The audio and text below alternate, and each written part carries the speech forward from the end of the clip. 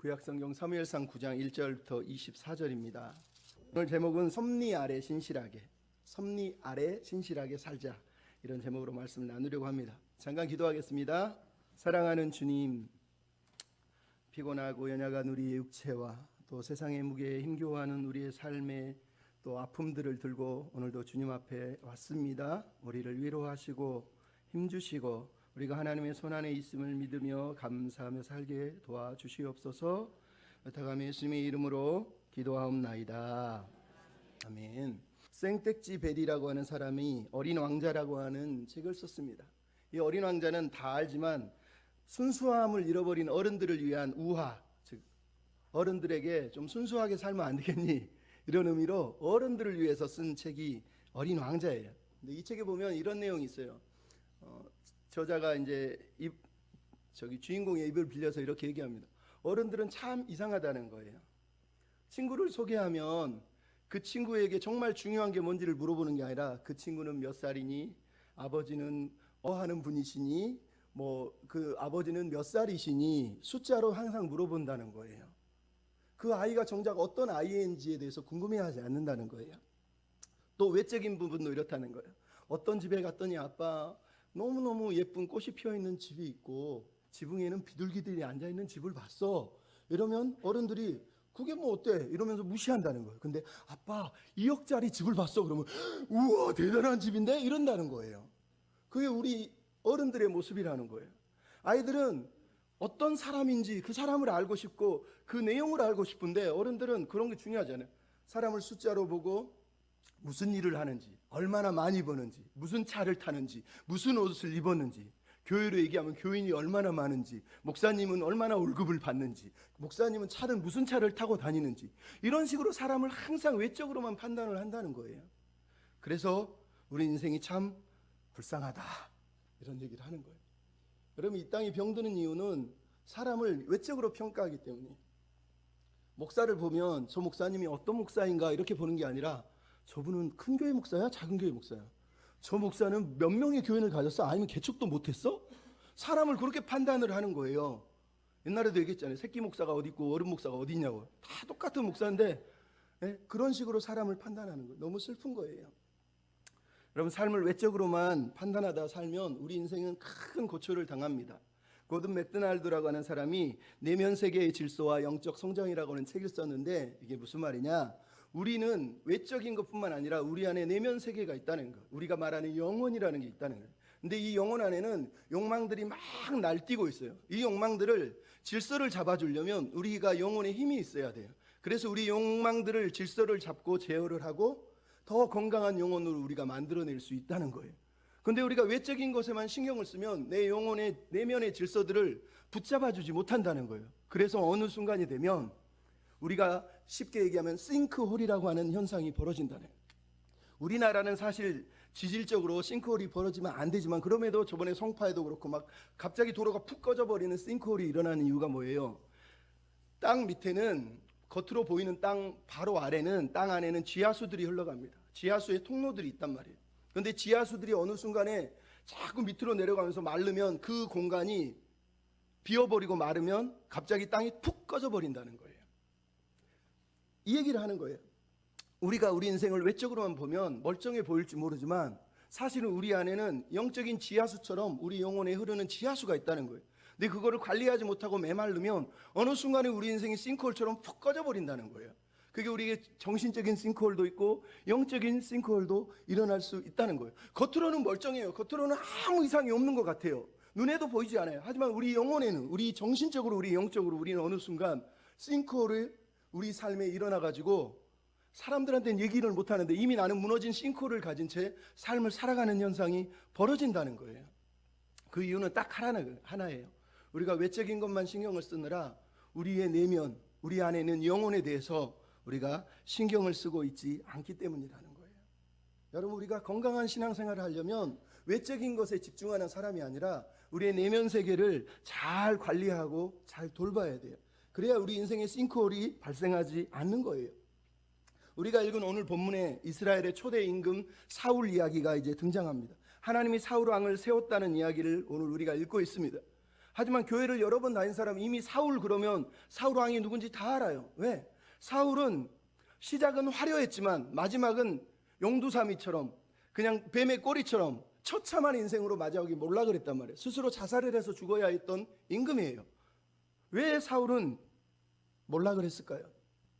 오늘 본문에 하나님이 사울을 선택하실 때의 그 모습 속에는 어둠보다는 빛이 많이 있고 많은 소망과 희망과 가능성들이 오늘 본문에 보인단 말이에요. 하지만 그럼에도 불구하고 그가 결국은 처참하게 몰라 그랬다는 거예요. 이유는 하나예요. 그가 자기의 외면만 관리하느라 자기의 내면을 돌아보지 않았다는 거예요. 외적인 삶의 모든 것을 쏟아붓느라 자기의 내면 세계를 관리하지 못했다는 거예요. 그래서 오늘 본문은 우리가 이 본문을 읽으면서 성경을 집에서 쭉 읽어보면 궁금한 게 나옵니다. 하나는 왜 저자는 하나님이 사울을 임금을 세우는데 이렇게 사소한 얘기들을 쭉 늘어놓고 있을까라는 거예요. 뭐 나귀를 찾으러 갔다가 여자들을 만나서 대화를 하다가 뭐 이런 얘기가 나온단 말이에요. 그 이유는 하나입니다. 사울의 외면 세계, 사울이 외적인 세계를 관계할 때 하나님이 외면적인 세계를 어떻게 관계하기를 원하시는지를 우리한테 말씀하시는 거고, 또 하나는 하나님이 지금 사울을 왕으로 세우고 있는데 그러면 이 사울은 어떤 사람일까? 하나님이 기대하는 왕이 될 수 있을까? 그 사람의 내면은 어떤 세계였을까? 라는 것을 우리에게 보여주고 있다는 거예요. 먼저 외적인 세상에 대해서 우리는 어떤 자세를 가져야 될지 사울의 이야기를 통해서 우리에게 들려주고 있는 게 있습니다. 우리 모두는 섭리 아래서 살고 있다는 거예요. 섭리 아래 사는 사람은 어떻게 살아야 되느냐? 따라서 합시다. 하나님을 신뢰하며 살아야 합니다. 그럼 하나님을 신뢰하는 게 섭리 아래 산다는 믿음을 가진 사람들이에요. 오늘 본문 사소한 이야기들이 너무 사소한 이야기들이 길게 기록이 돼 있어요. 1절부터 시작하는 이야기가 뭡니까? 베냐민 지파의 기스의 아들인 사울이 아버지의 나귀들을 찾으러 갔다가 우연히 사무엘의 사는 동네에 가서 사무엘을 만났더니 나귀는 못 찾고 갑자기 사무엘에게 기름을 부음을 받아서 왕이 되는 이야기, 즉 왕의 사명을 얻는 이야기가 등장을 하고 있다는 말이에요. 이 본문이 강조하고 싶은 건 이런 얘기예요. 인간적으로 보면 우연 같은 많은 사건들이 등장하고 있지만 이 모든 것이 하나님의 섭리였다고 오늘 성경은 얘기를 하고 있어요. 세상 사람은 우연이지 얘기하지만 성도에게 우연은 없습니다. 성도에게는 언제나 우연을 가장한 필연만, 하나님의 뜻만 있는 거예요. 오늘 본문에 나귀를 잃어버렸어요. 아버지가 왜 나귀들을 잃은 거예요? 우리는 몰라요. 우연히 잃었어요. 그래서 나귀를 찾으러 갔는데 사흘을 헤매다가 우연히 사무엘이 사는 동네까지 갔단 말이에요.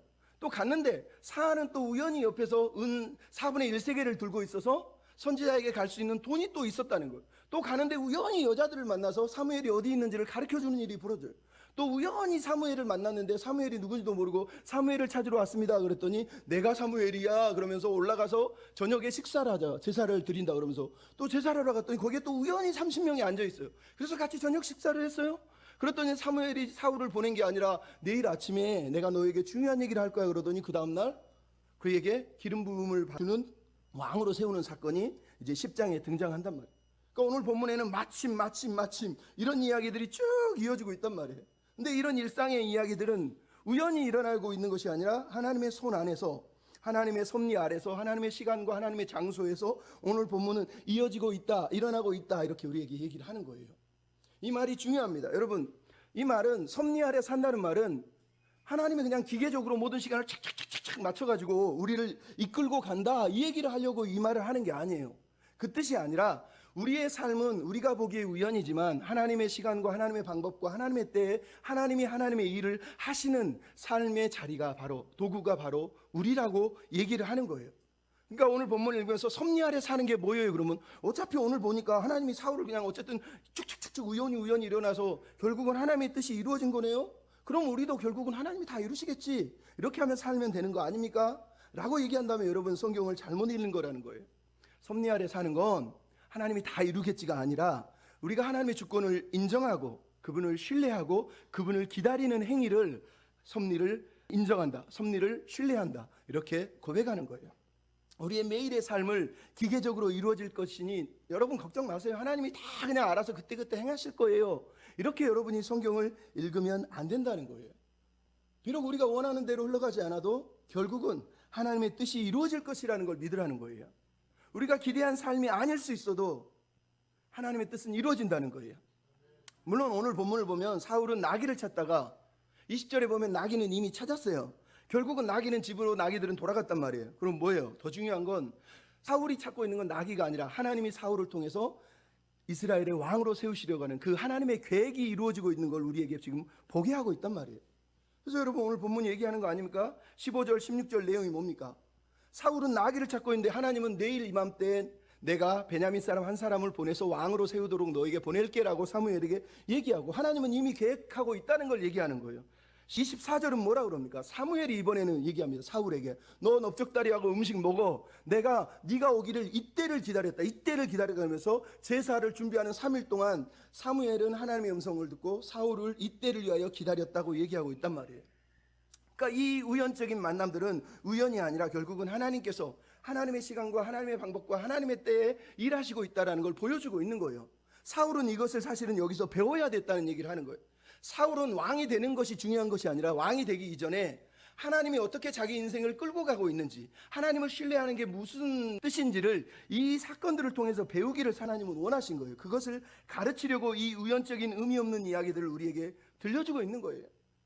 여러분, 하나님이 우리 삶에 역사하시는 방법도 똑같아요. 하나님은 환경을 통해서 일하시고 사람들을 통해서 일하시고 말씀을 통해서 일하신단 말이에요.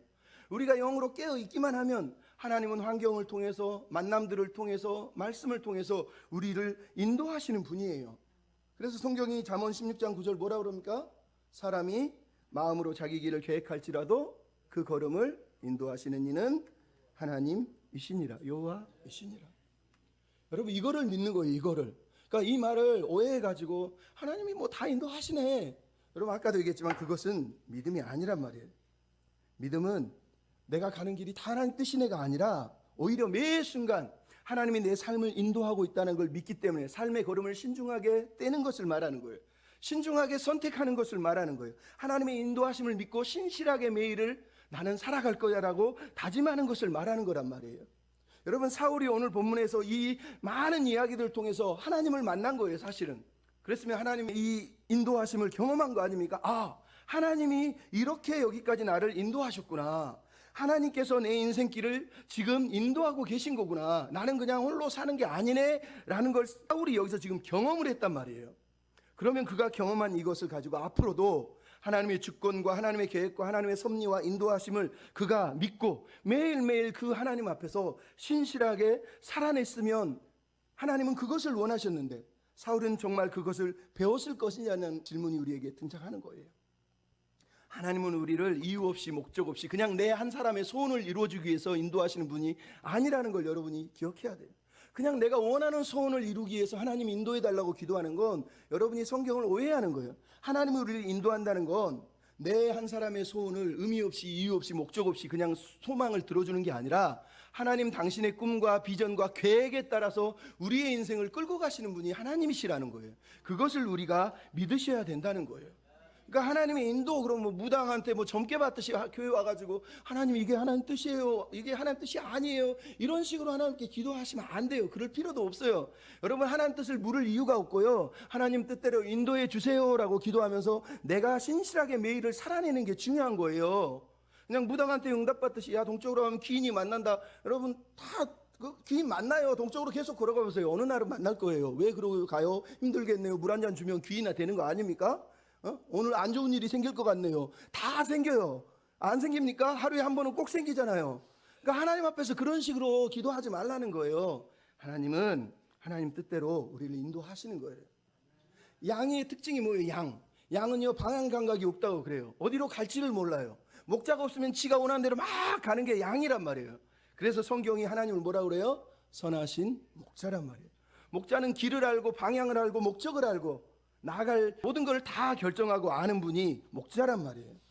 그분이 우리 하나님이세요. 근데 거기에 뭐가 포함되어 있어요? 지팡이도 포함되어 있고 막대기도 포함되어 있어요. 또 뭐가 포함되어 있어요? 사망의 음침한 골짜기도 포함되어 있다는 거예요. 여러분, 선하신 하나님이 선한 목자이시니까 꽃길만 걷게 하신다고요? 아니요. 우리가 양이어서 그게 안 돼요.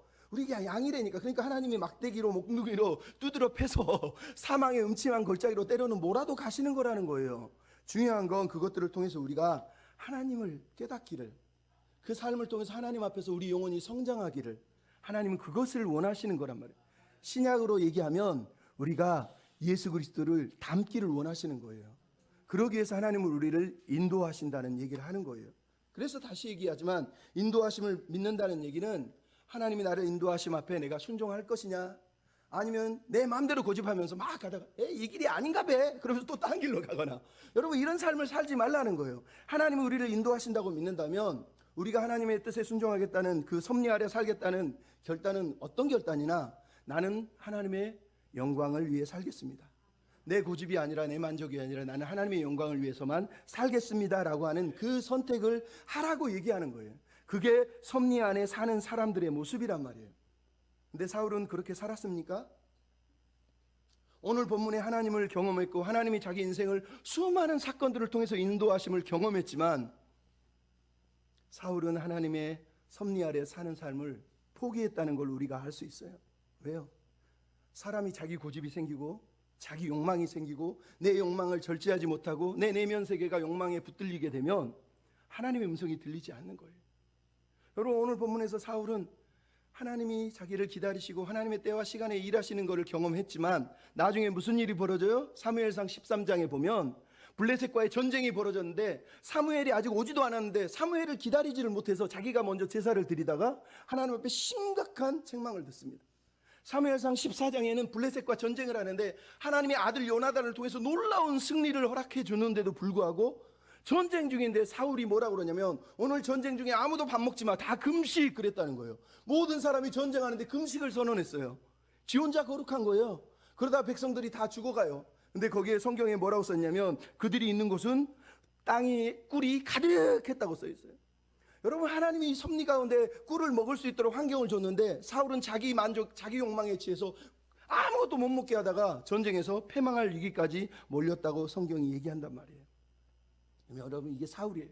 그러면 하나님이 이 사울을 포기했나요? 아니요. 나머지 이야기들도 다 하나님은 사울을 계속해서 찾아오셔서 말씀하시고 깨달으라고 또 얘기하셔요.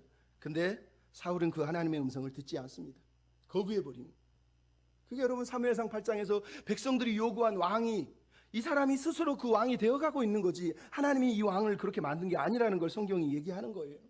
그래서 여러분 우리는 하나님을 믿는 사람으로서 결단해야 돼요. 오늘 매일의 삶을 살 때 하나님을 신뢰하며 살겠습니다. 하나님 뜻이 있음을 믿고 나는 거룩을 선택하고 나는 믿음을 선택하고 살겠습니다. 이런 결단이 우리에게 있어야 되는 거예요.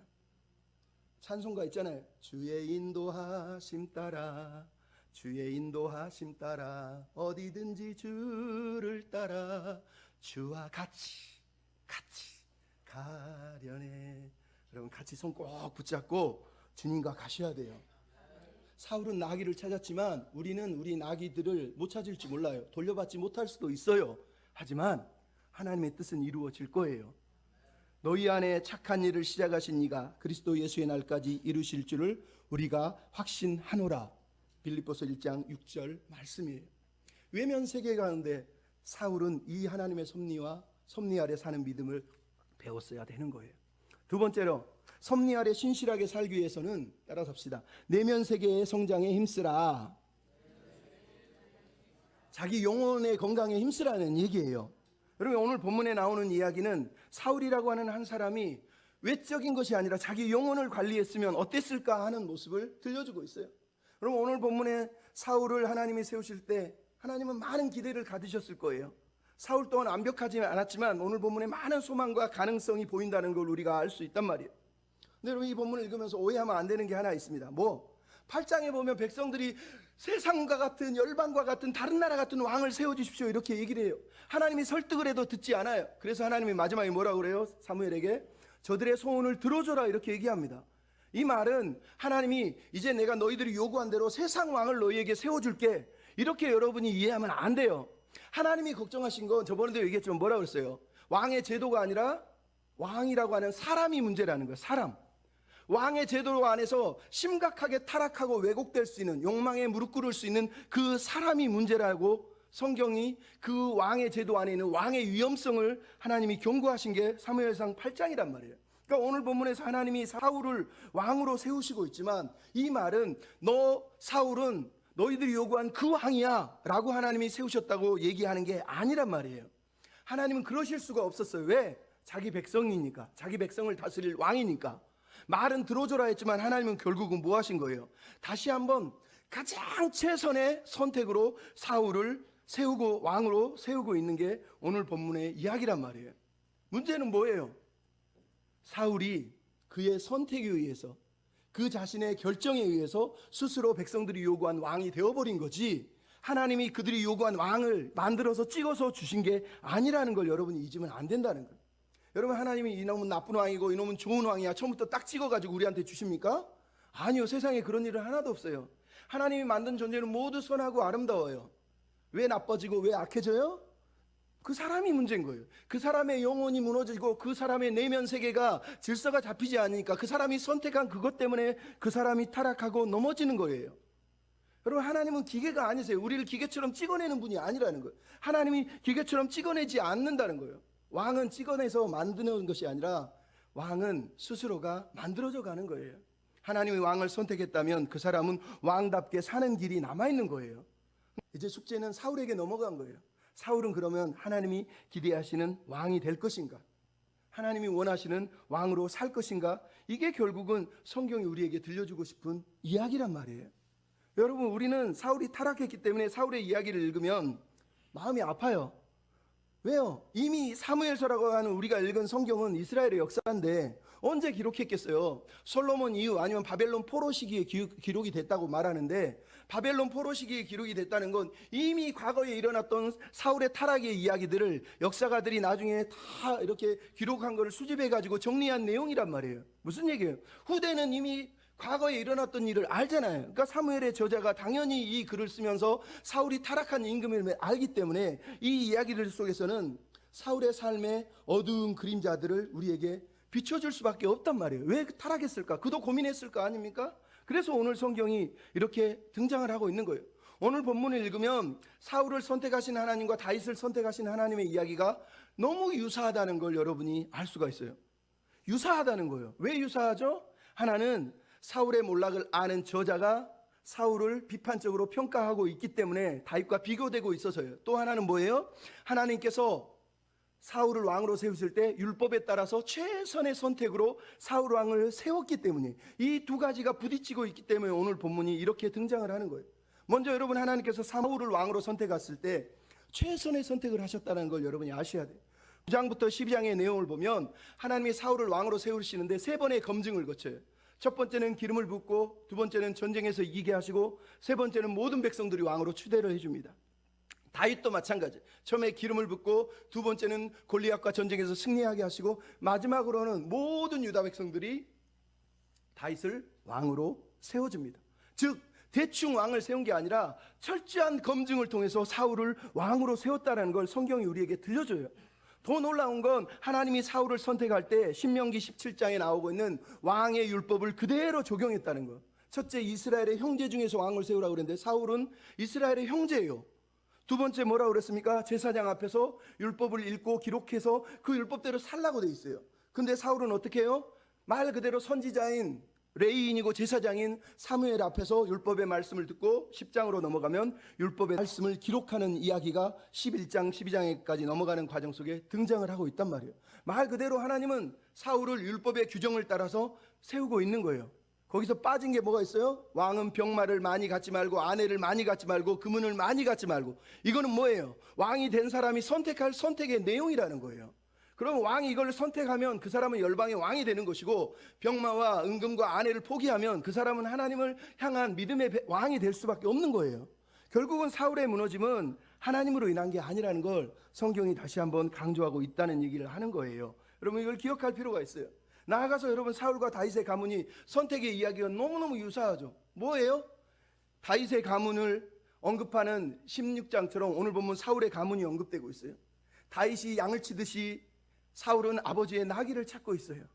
다윗이 형제들 사이에서 일어난 사건들이 기록되어 있는 것처럼 오늘 본문은 사무엘이 여자들과 얘기하는 이야기가 기록되어 있어요. 다윗이 사무엘이 제사를 드리러 왔다가 다윗에게 기름을 붓는 것처럼 오늘 본문에도 사무엘이 제사를 드리다가 사울에게 기름을 붓는 이야기가 등장을 하고 있어요. 더 놀라운 건 뭐예요? 하나님께서 사울에게도 오늘 본문 17절에 뭐라고 그럽니까? 보라, 내가 말한 사람이 이 사람이다. 이 사람이 왕이 될 것이다고 얘기를 한다는 거예요. 다윗에게도 16장 12절에 뭐라고 해요? 하나님이 여호와께 이르시되 내가 말한 사람이 이 사람이니 그에게 기름을 부으라고 똑같이 얘기를 하고 있다는 거예요. 이게 무슨 얘기예요? 하나님은 자신이 할 수 있는 모든 방법을 동원해서 사울을 최선의 방법으로 선택하고 왕으로 세웠다고 얘기를 하는 거예요. 나가서 여러분 세상적으로도 사울은 전혀 부족함이 없습니다. 먼저 그 사람은 베냐민 지파의 유력한 사람의 아들이라고 등장을 하고 있습니다. 비록 베냐민 지파는 이스라엘 지파 중에 막내 지파이긴 하지만 여러분이 역대상 8장 9장을 읽어보면 이스라엘 민족 중에 가장 전쟁을 잘하는 영웅들이 많이 사는 영웅 지파가 베냐민 지파예요. 모든 가족들이 다 전쟁에 능해요. 그래서 여기서 유력한이라고 하는 단어는 전쟁에 능한 용사라는 뜻이에요. 아버지도 그랬고 사울도 그런 재능을 가지고 있는 사람이라는 걸 알 수 있어요. 충분히 왕의 재질을 가지고 있다는 걸 알 수 있어요. 두 번째로 가장 작은 지파라고 얘기했죠. 다윗은 자기 형제들 중에서 가장 작은 막내 아들이었단 말이에요. 그러니까 두 사람은 비슷한 거예요 지금. 그러니까 겸손할 수 있는 어떤 가능성을 충분히 가지고 있는 사람이라는 걸 성경이 얘기를 하고 있는 거예요. 여러분, 하나님이 유다 지파에서 메시아가 나온다고 그랬지 모든 유다 지파가 왕이 된다고 말한 게 아니에요. 근데 그 예언 때문에 결국은 사울의 실패 이후에 이스라엘에서 남유다는 유다 지파를 중심으로 이끌고 가고 있지만 베냐민 지파인 사울이 왕이 된다고 그래서 메시아가 사라집니까? 아니요. 왕들은 메시아의 모형이에요. 그들의 삶을 통해서 메시아의 그림자로 메시아가 어떤 분인지를 힐끗 보여주는 거예요. 그러니까 베냐민 지파인 사울이 왕으로서 최선을 다했다 할지라도 메시아는 유다 지파에서 나오는 거예요. 그건 변하지 않아요. 중요한 건 베냐민 지파인 이 사울이 정말로 하나님이 기대하는 왕으로 살았어야 된다는 거예요. 그게 문제인 거지. 하나님은 최선의 선택을 하는 거예요. 나아가서 뭐라 그럽니까? 유력한 가문에서 키도 가장 크고 준수했다. 남들보다 어깨가 위로 더 컸다는 거, 30cm 이상 컸다는 건 모든 사람보다 키가 더 클 정도로 신체적으로도 탁월했고 얼굴이 준수했다고 말하는 건 뭐예요? 호감형이라는 거. 모두가 부러워할 만큼 잘생겼다는 거. 나가서 뭐라 그럽니까? 오늘 본문에 아버지의 명령에도 순종하고 종의 조언에도 귀를 기울이고 선지자의 명령에도 순종하고 남들의 말에 귀를 기울이는 사람이라고 얘기하는 거예요. 여러분, 이보다 더 멋있는 왕의 조건을 가지고 있는 사람이 어디 있겠어요? 그 중에 핵심적인 건 뭐예요? 사명도 동일해요. 사울에게 뭐라고 그랬습니까? 이스라엘의 지도자가 돼서 블레셋에서 구원하라. 16절에 얘기해요. 사무엘하 7장 8절 9절에도 뭐라고 그래요? 다윗에게도 똑같이 얘기해요. 내가 다윗을 왕으로 세운 이유는 이스라엘의 주권자를 삼아서 온수들에게서 내 백성을 구원하기 위함이라. 그러니까 사명도 똑같다는 거예요. 하나님이 똑같은 사명과 똑같은 부르심을 통해서 들려주고 있는 게 뭐예요? 하나님은 최선을 다해서 사울도 선택하셨고 다윗도 선택하셨다는 거예요.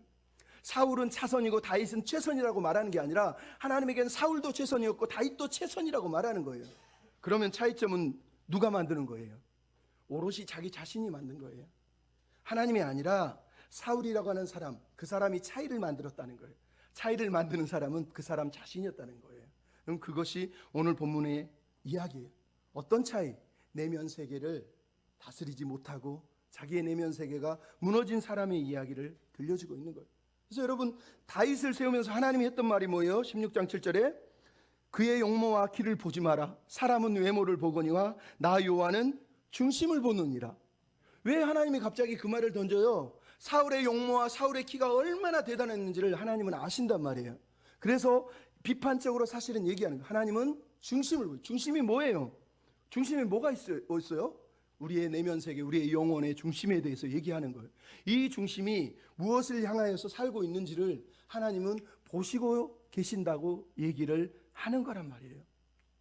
여러분, 그럼에도 그 차이를 하나씩 살펴보면 사울이 가지고 있는 위험한 그림자, 빛 뒤에 있는 그림자들이 오늘 본문에 등장을 합니다. 하나는 뭐예요? 부유한 집안의 크가 큰 킹카레요. 와우, 그 당시로는 최고의 결혼 상대와 같은 거예요. 남들이 160이면 그 사람은 190 정도 됐다는 얘기를 하는 거예요. 부유한 가문이에요. 무슨 말이에요? 그는 평생을 위에서 아래를 쳐다보며 살았다는 사람이에요. 앞으로도 그럴 가능성이 무척 많다는 얘기를 우리에게 들려주고 있는 거예요. 또 하나는 나귀들을 찾고 있어요. 여러분, 고대에서 왕은 언제나 비유할 때 왕을 가르쳐 뭐라고 하냐면 목자라고 얘기한다. 왕의 가장 이상적인 형태는 목자예요. 왜? 목자는 길을 인도하고 양들을 케어하기 때문에 그래요. 나귀를 인도하는 그런 사람을 왕으로 성경은 기록하지 않습니다. 나귀는 또한 율법에서는 부정적인 동물이기도 해요. 더 나아가서 나귀는 어떻게 해요? 사사기 10장 12장에 보면 이스라엘 사자들이 자기 아들들 30명 70명을 나귀 위에 태워서 살았대요. 그러니까 후대에는 나귀가 짐 싣는 노새와 비슷해졌지만 초기에는 이 사울을 세우던 사사시대에는 나귀는 부의 상징이에요. 나귀들을 잃었다는 말은 아버지의 재산이 심각한 타격을 입었다는 걸 알 수 있어요. 결국 무슨 얘기예요? 사울은 앞으로 계속 자기 부와 재물을 위해서 그 비슷한 나귀들을 찾기 위해서만 사는 그런 인생을 살 수밖에 없는 그런 그림자들이 오늘 본문에 들려주고 있단 말이에요. 또 하나들은 여자들의 이야기예요. 길을 가다가 선견자의 집을 찾는데 여자들을 만나요. 근데 여자들이 막 조잘조잘하면서 사울에게 여자들이 사무엘이 어디 있는지를 가르쳐줘요. 근데 이게 영적인 트리거라는 거예요. 무슨 얘기냐? 여러분, 왜 갑자기 오늘 본문에 여자들이 등장할까요? 여자들이 사울을 만났어요. 너무 키가 크고 잘생겼어요. 길을 물어봐요. 둘이 막 서로 제잘금. 저기 사무엘이 저기 있는데요. 저쪽으로 가시면 돼요. 그러면서 지금 성경에서 사울의 얼굴에 반한 사람들이 막 떠드는 소리를 사실 기록해 놓은 거예요. 근데 왜 이게 트리거가 되죠? 나중에 다윗이 골리앗을 죽이고 승전에서 돌아오니까 여자들이 춤을 추며 얘기합니다. 다윗은 만만이요 사울은 천천이라. 여자들의 그 소리를 듣고 사울이 그 자리에서 무너집니다. 그리고 그때부터 다윗을 죽이려고 마음을 먹었다는 거예요. 왜? 그는 항상 사람들의 소리에 자기 자신을 대단하다고 여긴 사람이에요. 여자들이 잘생겼어 멋있어 막 이런 게 자기에게 익숙한 사람이에요. 근데 여자들이 뭐라 그래요? 사울은 천천히고 다윗은 만만이다. 다윗이 최고다라고 얘기하니까 그 순간 마음에서 무너져 버린 거예요. 여러분, 우리도 그렇게 살지 않습니까? 나보다 누가 더 잘한대, 누가 더 멋있어, 누가 뭐 대단한 것 같아. 그러면 겉으로는 아니라고 하는데 속에서는 막 미쳐 죽으려고 그러는 거 아닙니까? 비교하면서 사는 게 우리 아니야? 저 집이 우리 집보다 더 좋은 집 살아? 우와, 우리 집보다 복권을 당첨했어 막 이런 거 가지고 막. 그게 우리가 무너지는 과정 중에 있다는 걸 얘기하는 거예요. 여러분, 사울은 어느 날 갑자기 무너진 게 아니에요. 자기 영혼을 돌아보지 않았기 때문에 시름시름 무너졌다는 거예요. 처음부터 그는 무너질 가능성이 너무 많은 거예요. 하나님을 위해 살 가능성만 아니라 무너질 가능성까지 다 있었다는 거예요. 그러면 그의 내면 세계는 어떻습니까? 오늘 본문을 잠깐 우리가 들여다보고 마칠 텐데, 먼저 5절을 보면 아버지가 나귀들을 찾으라 그랬는데 3일길을 찾다가 야 됐다 돌아가자 못 찾겠다 이러는 거예요. 여러분, 처음에는 아버지 말에 순종하는 것 같지만 가만히 보니까 이 사람은 일관성도 없고 끈기도 없고 우유부단한 거예요. 종이 갑자기 가자고 그러는데 저기 사무엘이라고, 사무엘 이름은 얘기 안 하지만 선견자가 있어요 그랬더니 그래? 근데 난 돈이 없는데 제가 있어요 한번 가볼까요? 그랬더니 또 종의 말을 들어요. 그러니까 종의 말을 듣는 게 되게 긍정적인 것 같았는데 두 가지를 합쳐놓으니까 뭐예요? 아버지의 말에 억지로 순종했던 사람이에요.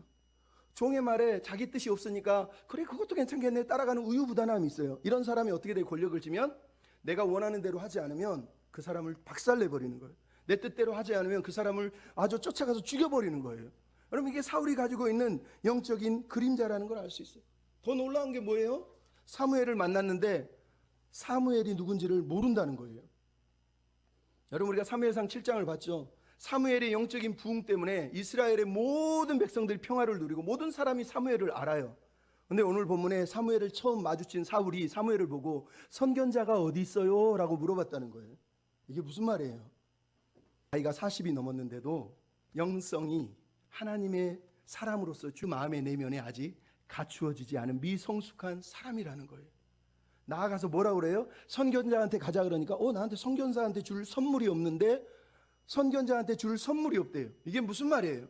사무엘은 12장에 보면 자기는 평생 누구에게 재물이나 뇌물이나 선물을 받은 적이 없다고 그러는데 사울은 사무엘을 만나러 가는데 뇌물을 드릴 게 없네 라고 얘기를 했다는 거예요. 여러분, 이게 무슨 말이에요?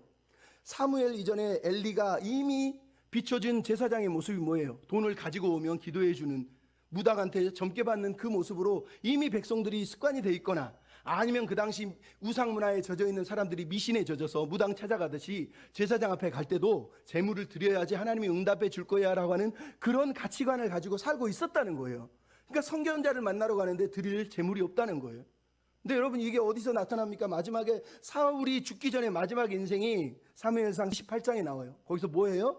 하나님께 기도한 게 아니라 엔돌에 신접한 무당 여인한테 찾아가서 하나님의 뜻이 무엇인지를 알려달라고 기도했다는 거예요. 왜?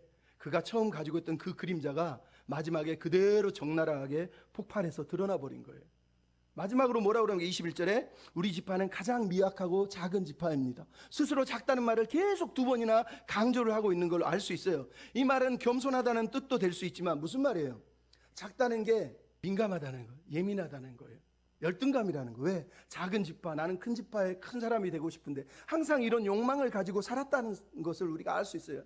그러니까 그는 말로는 작다 말하지만 자기는 항상 큰 사람, 큰 것을 갖고 싶고 큰 사람이 되고 싶었다라는 걸 오늘 본문이 우리에게 들려주고 있는 거예요. 이것들이 마지막에 폭발한 거예요. 여러분, 오늘 말씀을 정리하면서 하는 말이 그거예요. 사울의 무너짐은 외적인 것 때문에 무너진 게 아니에요. 자기 내면 세계를 돌아보지 못했어요.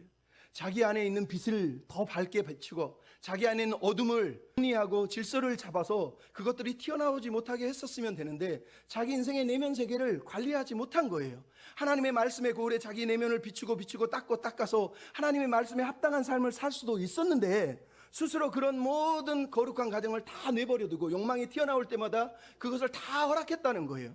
그래서 더 크고 싶고 더 많이 가지고 싶고 더 높아지고 싶고 남을 때려 죽이고 싶고 다윗을 어떻게 해서든지 마지막까지 쫓아서 죽이려고 했지 않습니까? 자기 욕망을 위해서 평생을 산 사람이다라고 성경이 우리에게 얘기하는 거예요. 여러분, 사울의 외적인 세계는 명품을 들고 다니는 부유한 가문이지만 그의 영혼은 처참하고 가난한 영혼이라고 오늘 본문이 우리한테 들려주는 거예요. 그래서 여러분한테 말씀드리는 거예요. 왜 우리가 살면서 넘어집니까? 왜 우리 인생에 싱크홀이 일어난 것처럼 갑자기 무너진 것처럼 아무것도 하기 싫은 순간들이 벌어집니까? 내 영혼이 무너진 거예요. 남들한테는 안 보이는데 나는 알아. 내 정신적인 영적인 싱크홀이 일어났다는 걸. 내가 내 영혼을 케어하지 못했기 때문이에요.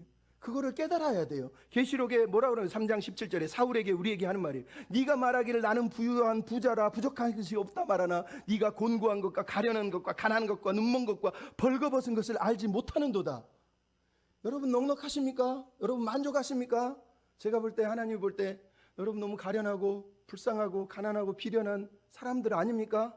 내 영혼은 찌들이게 가난한데 세상 것 없다고 맨날 얼굴 인상 쓰며 하나님 앞에 나와 있는 모습을 보면 하나님의 마음이 너무 아프시지 않겠어요? 여러분의 영혼을 관리하시고 여러분의 영혼을 말씀으로 치유하시고 하나님의 섭리 아래서 나는 그래도 하나님을 신뢰하겠습니다. 나는 그래도 하나님의 뜻을 따라 살겠습니다. 지금 내 앞에 알 수는 없지만 하나님의 인도하심을 나는 믿습니다. 그렇게 고백하면서 내 영혼의 세계를 하나님께 맡겨드리고 하나님이 기대하는 아름다운 영혼으로 만들어가는 저와 우리가 됐으면 좋겠습니다. 여러분, 우리에게 허락된 매일의 삶을 살 동안 하나님의 주권과 하나님의 섭리를 신뢰하고 우리 내면에 예수의 마음을 더 닮아가시고 우리 영혼의 중심에 예수의 소망과 예수의 은혜를 가득가득 채워나가는 그런 하나님의 은혜의 백성들이 됐으면 좋겠습니다. 그럼 다른 기도하지 마시고 하나님, 내 영혼이 주님을 닮아가고 예수의 마음으로 살게 해주십시오. 이렇게 기도하며 마칩시다. 은혜로 날 보듬으시고 사랑으로 품어주셔도 사랑으로 품어주셔도 내 마음 한 자락도 지키지 못하는 이 모습 부끄럽습니다. 따스한 곁을 내어주신 주님께 나갑시다. 따스한 곁을 내어주신 주님 앞에 나갑니다. 주님 앞에 나갑니다. 표현 못할 그 길로 나를 붙드시는 주 이름만 바라보고 하나님, 매일의 삶을 믿음으로 승리하게 하소서. 매일 마주한 시간을 견뎌 나가며 예수의 마음으로 살게 하소서. 주 예수의 마음을 닮아 가네. 두려운 걸음마다 주가 동행 주님을 의지합니다. 주를 의지하며 오늘을 걷네. 주의 신실한 소망을 깊이 나누며 예수의 은혜도 주 예수의 은혜를 채워 가네. 하나님의 자녀로 명예 지켜가며 삶을 주께 매일 마주하는 삶을 신뢰하며 살게 하소서. 매일 마주한 시간을 견뎌나가며 주 예수의 마음을 닮아 가네. 두려운 걸음 주님이 인도하시니 주라도의 주님을 의지합니다. 주지하여 오늘을 걷네. 매일 건실한 소망을 깊이 담으며 예수의 은혜도 예수의 은혜를 채워 가네. 하나님의 자녀로 영에 지켜가며 깊어진 삶을 주께 드리네. 주의 인도하심 따라 주의 인도하심 따라 어디든지 주를 따라